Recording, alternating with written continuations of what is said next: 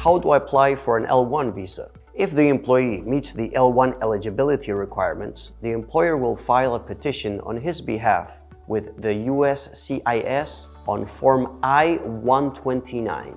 Adjudication of the petition can be expedited to 15 calendar days by paying a premium processing fee. Once USCIS approves the petition, if the employee is outside of the United States, will submit an application for a non-immigrant visa on Form DS-160. Next, he will pay the application fee and schedule an interview online with the appropriate U.S. Embassy or consulate. The whole process can be done in a month or less. If the employee is in the United States in another valid non-immigrant status, the approval of the Form I-129 will change your status to L1.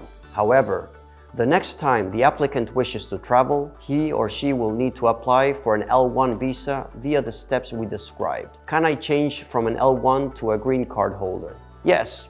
If you're an L1A executive or manager, you may qualify for a green card in the employment-based first category, sometimes known as EB-1-3 or EB-1C.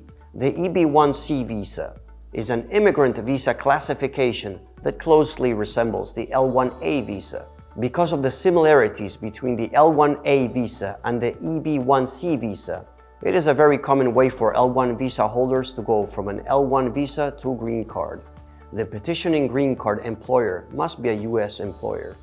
The employer must have been doing business in the United States for at least 1 year as an affiliate, a subsidiary, or as the same corporation or other legal entity that employed you abroad as an executive or manager. Unfortunately, this green card category doesn't benefit L1B specialized knowledge employees. They need to apply for a green card through the traditional labor certification process. Application process of going from L1 visa to EB-1C green card. Going from an L1 visa to an EB-1C green card is a two-step process. First, your immigration lawyer will file a Form I-140, also called the Immigration Petition for Alien Worker. Second, your immigration lawyer will file a Form I-485, also called the Application to Register Permanent Residence or Adjust Status. In many cases, your immigration lawyer can file both of these forms concurrently. There are other options to go from L1 visa to green card.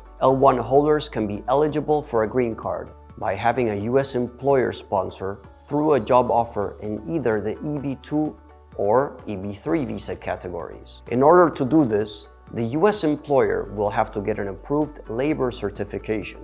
A labor certification is issued through the United States Department of Labor and certifies that the U.S. employer made attempts to hire a qualified U.S. worker but was unable to do so.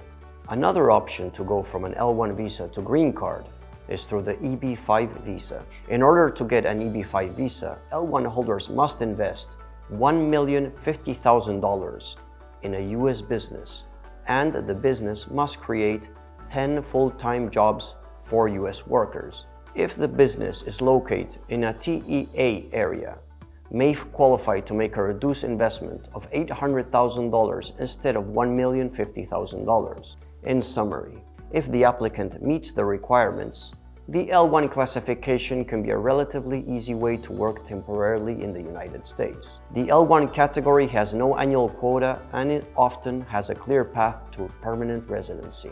Continue watching our videos for further information.